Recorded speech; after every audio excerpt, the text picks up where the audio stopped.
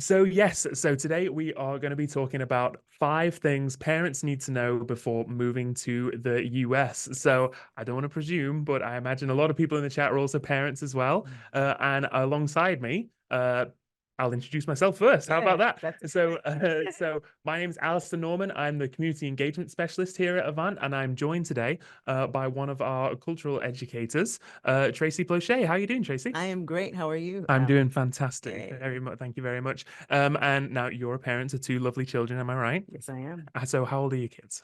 My daughter is 11. She's soon to be 12 in the next 2 weeks. Mhm. And my son is 10. He just turned 10 last month. Oh, fantastic. Mhm. Fantastic. That's a troublesome. Yeah. It is huge. That's a big age. That's a big age. Yeah. And so you've lived in the US all your life? My entire life. Fantastic, fantastic. But I believe your family's from Jamaica, is that You're right? absolutely right. Both of my parents. Brilliant, brilliant. So we've got some Caribbean representation in the house. I like it. I like it a lot. All right. So first thing we want to get to is our first point of the day. So Let's talk about it. all right, let's talk about it. Point 1 of 5. The first thing we want to talk about today, schooling. Schools. Important topic. Very important topic. Absolutely. You know, I think for a lot of people, one of the big reasons they want to move to the US in the first place is educational prospects for their children. Absolutely. Yeah, and so that's a pretty big topic. Am I right? You're absolutely right. Right. So, for you as a mom, what are some of the top things that you need to think about when having your kids ready for school? Okay, so as a mother, I know that I want to look for a school that, fits the needs of my family and my children. You really want to know, you want to be prepared to enroll your school age children here in the United States. School age here, generally speaking, is between the ages of 5 and 18. Do your research, making sure that you're aware of what they are requiring as far as documents and enrollment. You definitely want to make sure that you are prepared to produce those documents, any type of records that you have from a previous institution. You want to make sure that you're presenting that as well, and that you ask questions. Yeah, that's a very important one. When you Yes. go and visit that school, Yes. you got to have all those questions ready to go. That's right. And that documentation too. So when you're getting ready for that move, Yeah. put documents first thing. Prepare. Put them in there straight away. Yes. Oh, absolutely, absolutely. All right. And I see in the chat we've got some Jamaican representation in the house. So, hey, very nice, very nice. Yeah. So schools, number 1. Number 2. Number 2, childcare. Oh, that is huge. Childcare is massive when you're moving to the USA, because I think this is one that maybe goes unknown by a lot of people, because it varies so much from country to country. You know, in different locations, the expectations for childcare is completely different as it is in the US. Correct. So I'm going to ask the chat now, for you guys in the chat, how do you have someone looking after your children when you're at work? Is your spouse in charge of looking after work? Is there do you have a childcare, or is there a neighbor who looks after the child? How do you make sure that your child is safe at home when you're at work? Because it can be quite different in the US. So Let's see. Put it on in there. Let's have a look. So I know while you all are putting that in the chat, I know for me, when I was looking for childcare for my children, it was really important. One, of course, I think the premise of almost all of these topics is going to be doing your research, doing your due diligence. Absolutely. Childcare here in the United States, children can't be left home. Young children cannot be left home alone, unsupervised, which may be very different for some of you from different countries. And so therefore, you want to be prepared to plan who is, like Alistair said, who is going to be taking care of your children while you're at work, to give you the freedom to feel comfortable, to work at your optimum, knowing that your children are taken care of in a great way. So if it's your spouse before they have somewhere working on their own, it could be a family member who's here. It can be a friend of the family that you will be taking care of your child. But if it's none of those individuals that I just mentioned, you will have to seek childcare for your children to ensure that they are your young children, to make sure that they're taken care of while you're at work. Absolutely. And I know for a lot of people who are planning on moving to the US, cost and price Yeah. and things like that is a very high concern. Yes. So it's really important if you do have children and your spouse or a family member or a friend or someone like that is not able to look after your children, that you factor in that cost for childcare. That is a really, really important thing because it can be A major expense. a major Yes. expense. Yes. Absolutely. Absolutely. But yeah, so And rightfully so, though, Al. no, Rightfully so. it's Yes. worth every penny. It's Absolutely. worth every penny, Yes. but it is important to know that that can be a major expense if you do.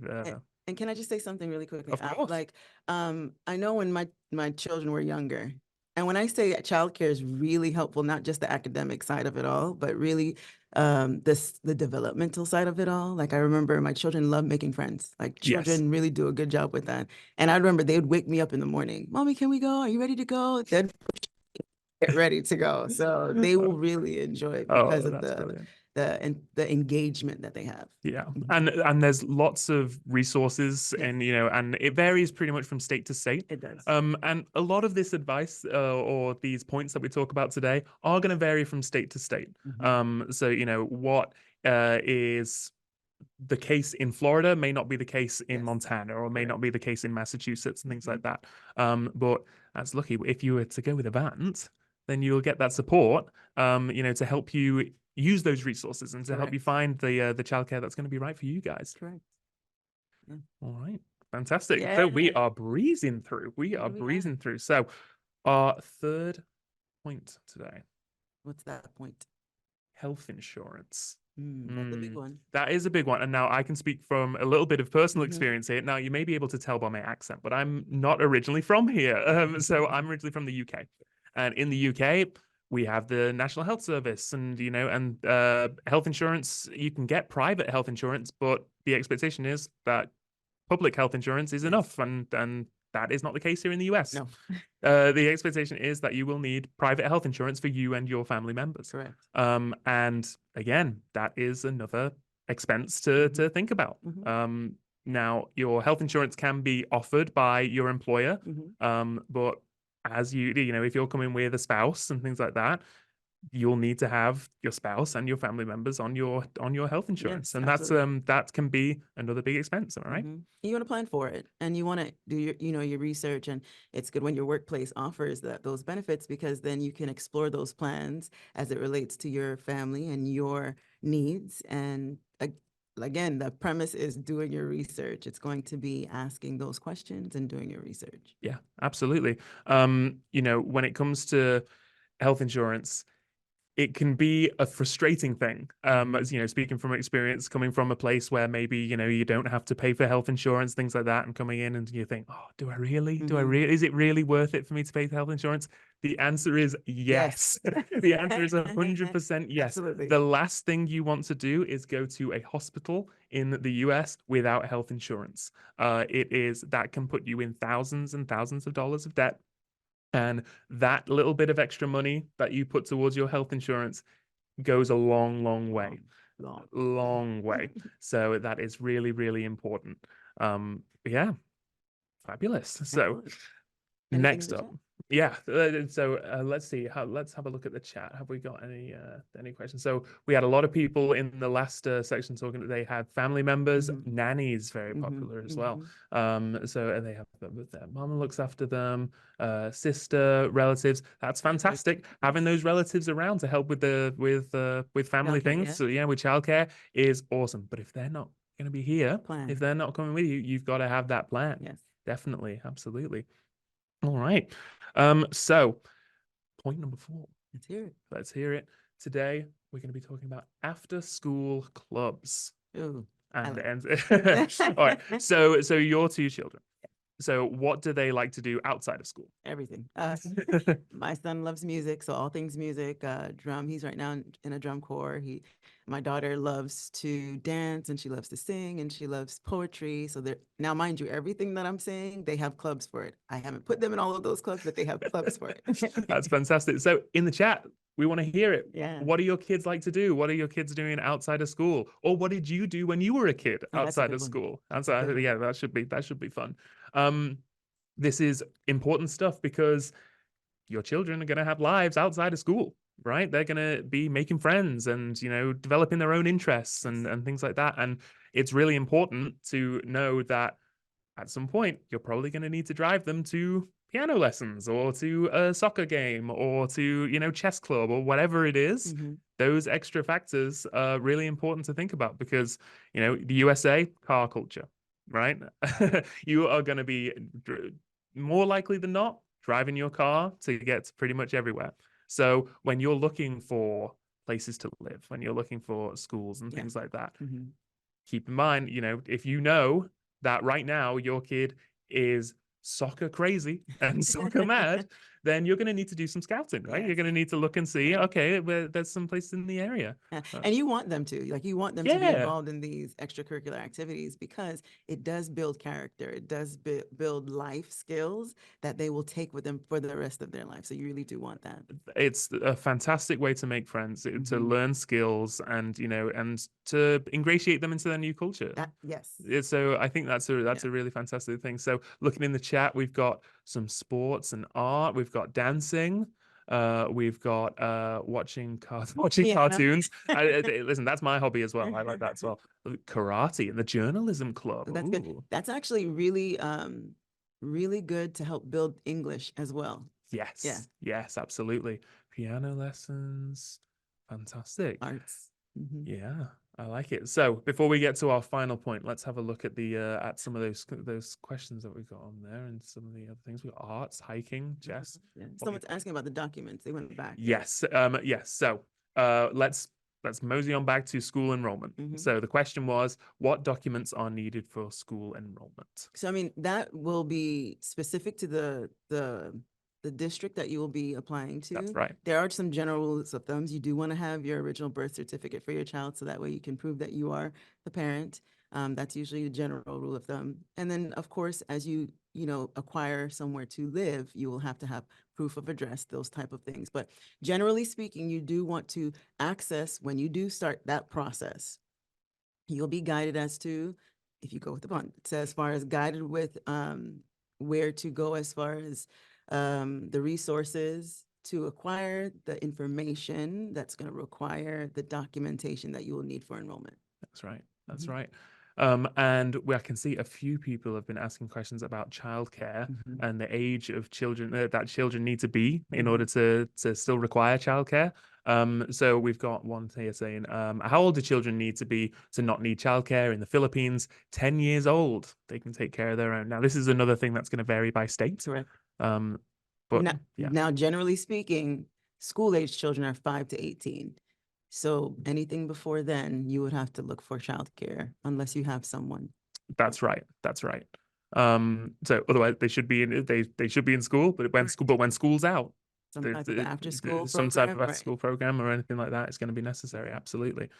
Um, all right. So I think we'll get to some of those other questions once we've finished our fifth topic. Mhm. And you brushed on it slightly, which is English. Oh, English yeah. as a foreign language. Yeah. So I think, speaking for some people in the chat, I'm sure there are some of us who are thinking, how is my child gonna ingratiate themselves into this new culture Mhm. when maybe they don't speak English as fluently as their parents, or maybe they don't speak English at all? Mhm. That's a really big concern. And it's a valid concern, right? Absolutely. But we've actually gave one of those examples of how they can initiate is just through childcare, through school involvement, through community activities.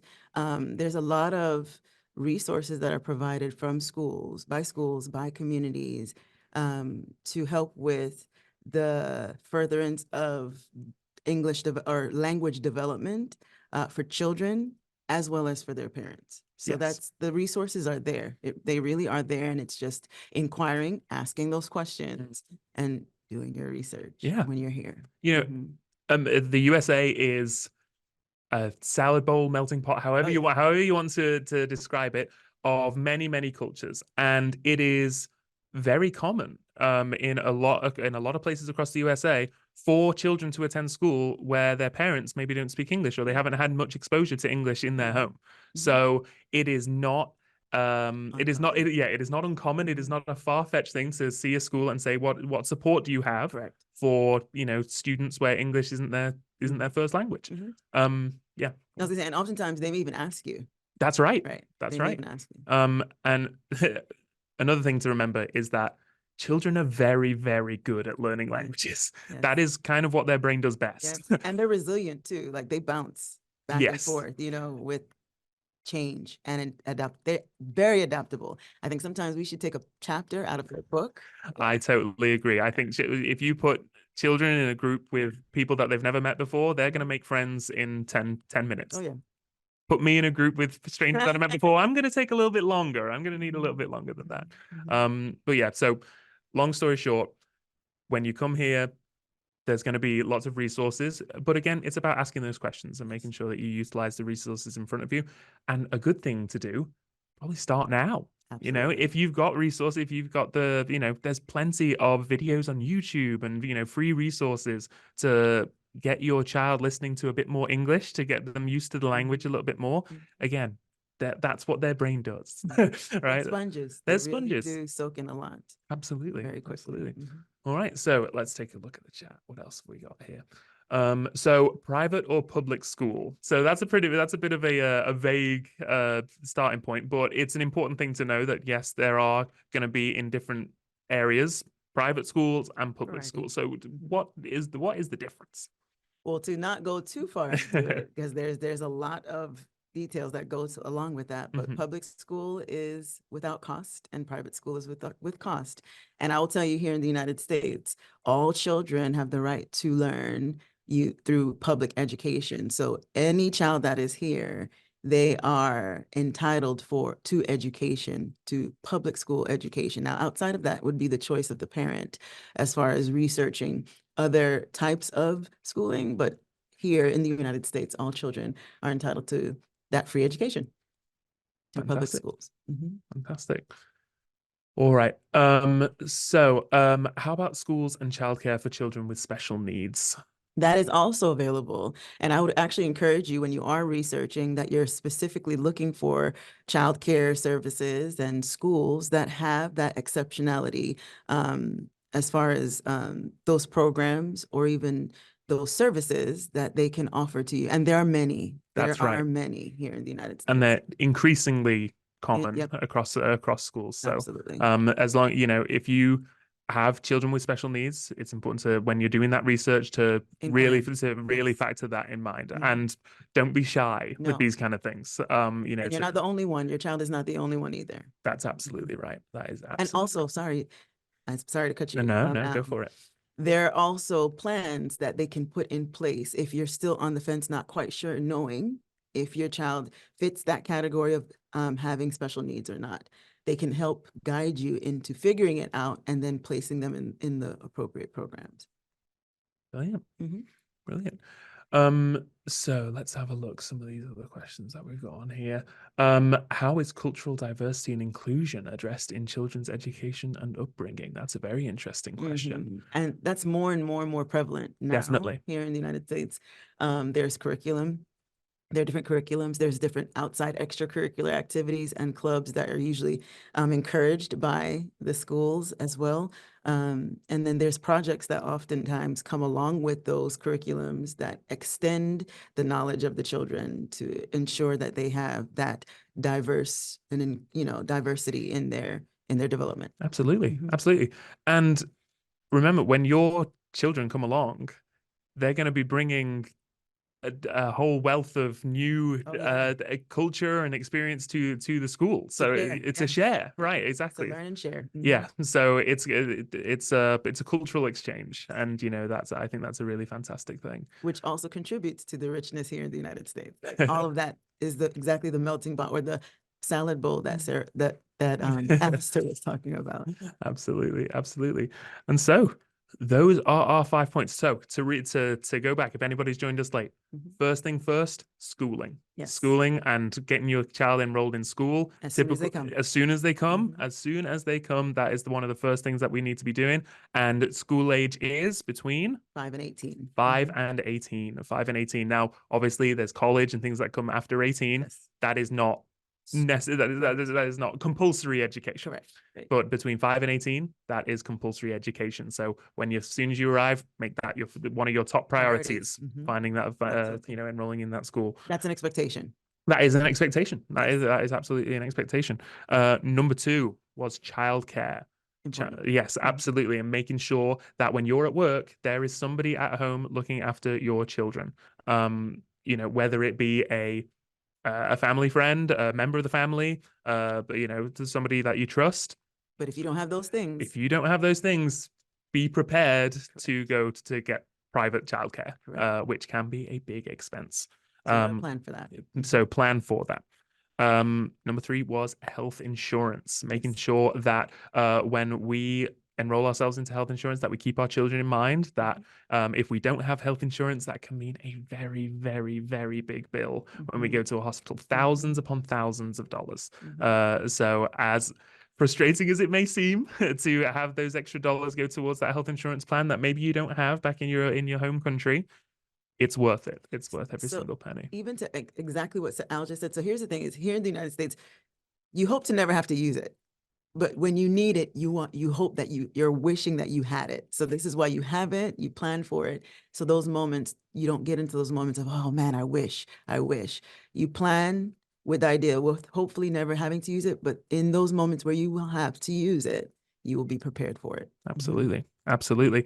So then our point number 4 was after school clubs and making sure that we remember that our children have lives outside of school. And you want them to. And you want them to. And that is a fantastic thing to explore, but to remember that we might need to be driving to some extra places. So keep that in mind. And then number 5 was English as a foreign language and English teaching in school, which is increasingly common and is something that is an expectation, to get to receive that support. It's there. It is there, and it is there across the country. So yeah, and I see a few more questions that we've got in the chat. First one I want to get to, is there any limit in terms of the number of children or family that can be brought into the USA? Now, speaking from an Avant point of view, you are eligible to bring any children that you have with you who are under the age of 21. And that is legally adopted children as well as biological children as well. And there is no limit if you have for children who are under the age of 21. Now, is there any payment for schooling of children with special needs? I think we. Is there any payment for the schooling for kids and special needs? It depends on what school you're going to, but public school, those are, again, all programs that they have already allotted for. That's part of public schooling and the resources that are provided. That's right. That's right. And does Avant assist with finding schools and school enrollment for our children? Great question. We will absolutely be there right beside you to help you find a school and getting that process started. At the end of the day, it's about that independence, right? Correct. And being able to get started, and we can point you in the right direction and give you those resources that you can use to get started. But at the end of the day, getting that enrollment, getting enrolled and getting that is going to be up to you. And you're going to want that. Which is absolutely the best way to do it. And just to elaborate on what Al just said, so as it relates to the assistance, we will be empowering you. So we'll be empowering you with the resources. And so that it's kind of like that cliche. I don't know if you all have heard this cliche where you give a man a fish, he eats for a day. You teach a man a fish and he eats for a lifetime. And that's what we do here with Avant. We teach you how to do these things. So that way, when you do have to do it on your own, you have the empowerment to be able to do that, and the resources and the ability to be able to find those things on your own. That's right. Yeah. That's right. So I see a few other people asking again, childcare up to what age? Again, it's going to vary by state. So each state is going to be a little bit different when it comes to what is the youngest age that a child, or the oldest age, wait, excuse me, So, the youngest age that a child can be to be left alone in the house, I think is the question that keeps that is coming up. And that's going to vary. That is going to vary from state to state. So we can't really give a blanket answer for that one. But bear in mind that school age, 5 to 18. So during that time, they're going to be in school. But if they're younger than 5, they will absolutely need childcare. Right. And so you want to be prepared too. So as far as children being left home, there are recommendations, right? So you want to make sure that, we like to say, if they're in that teenage years, then, but again, all of that is 5 to 18 is school age. Every childcare facility has their own policies and procedures. So you definitely want to research, you want to ask questions, you want to, know what their minimum age is and know what their maximum age is. Here, again, we can give you generals as far as that age frame, but you do want to ask those questions when you're doing the research and calling. That's right. That's right. All right. So just checking those last boxes. I think that is us ready to go. So thank you so much, everybody, for taking the time to chat with us today about those 5 points. If we didn't get a chance to answer your question, then just send us an email, write to us afterwards. We'll get right back to you. But thank you so much for joining us here today.